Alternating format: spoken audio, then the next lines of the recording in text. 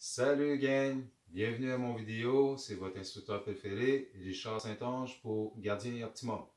Aujourd'hui, on va parler de comment mesurer ses jambières pour qu'elles puissent faire à nos jambes de façon propre et sécuritaire. Okay?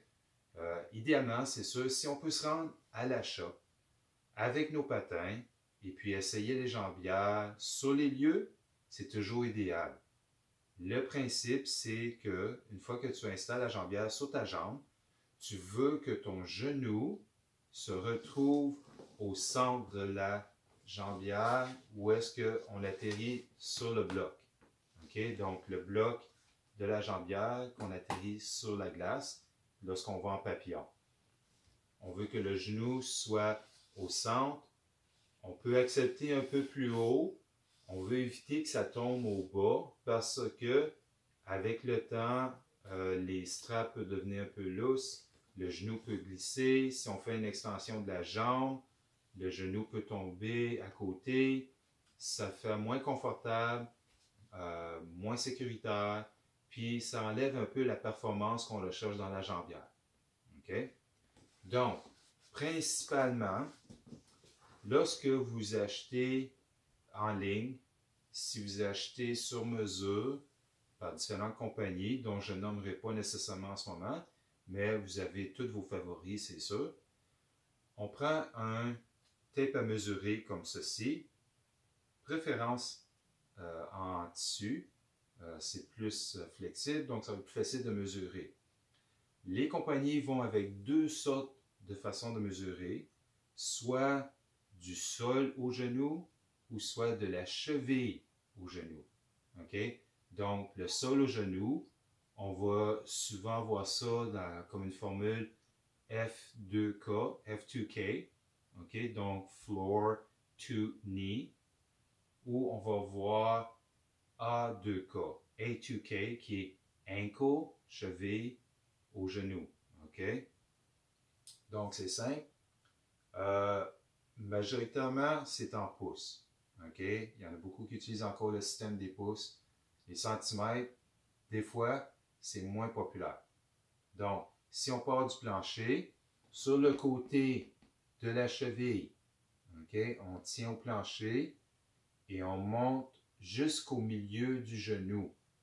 Okay? Idéalement, si on peut le faire un peu plus soulevé, debout ou un peu fléchi au genou, c'est encore mieux.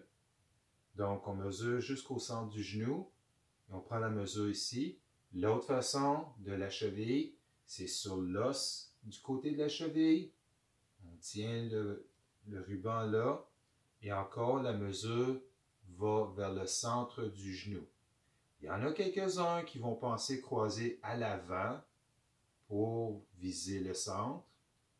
Ça peut ajuster un peu la longueur.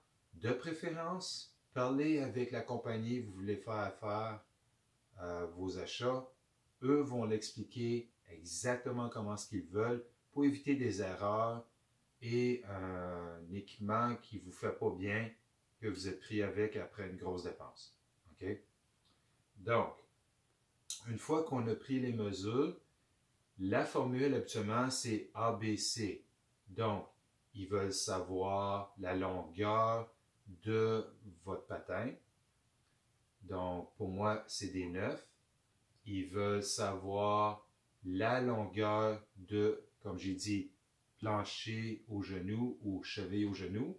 Et ensuite, ils vont vouloir savoir comment haut qu'on veut sur la cuisse. Okay? Donc, quand on entend le plus 1, plus 2, plus 3, okay? C'est ça qu'ils veulent savoir. En moyenne, c'est ça la formule. On calcule les 3 dimensions. Ensuite, soit qu'on l'envoie direct au manufacturier ou on regarde la charte qui est fournie sur le site web, on compare les chiffres, puis on envoie l'information. Si on n'est pas sûr encore, n'hésitez pas de demander des questions, de jaser avec la personne qui s'occupe de bâtir l'équipement. Ils sont en bonne position pour vous aider, vous assurer que vous êtes satisfait avec le produit. L'autre gang, si vous allez en shop pour acheter vos Bauer, CCM, Vaughan et compagnie, si vous parlez à quelqu'un d'expérience dans la boutique, ils vont pouvoir vous guider. S'il n'y a personne autour et vous n'êtes pas satisfait, prenez la méthode sûre, emmenez votre patin, emmenez votre protège-genou aussi, parce que ça prend de la place dans la jambière. Ça va être important de savoir que quand que vous êtes tout équipé pour jouer sur la glace, vous avez le setup parfait pour que ça soit la bonne grandeur de jambière. OK? Debout, en papillon, on veut essayer les deux positions pour s'assurer que le genou tombe à la bonne place dans la jambière. Je recommande d'éviter les hauteurs extrêmes. Okay? Déjà, c'est à la mode d'avoir du plus 3, plus 4, plus 5. Ça va en sorte ajouter du poids à la jambière, puis en même temps, ça va vous enlever la mobilité. Quelque chose qu'on ne veut pas quand on joue la position de gardien de but. On veut être capable de se déplacer comme il faut.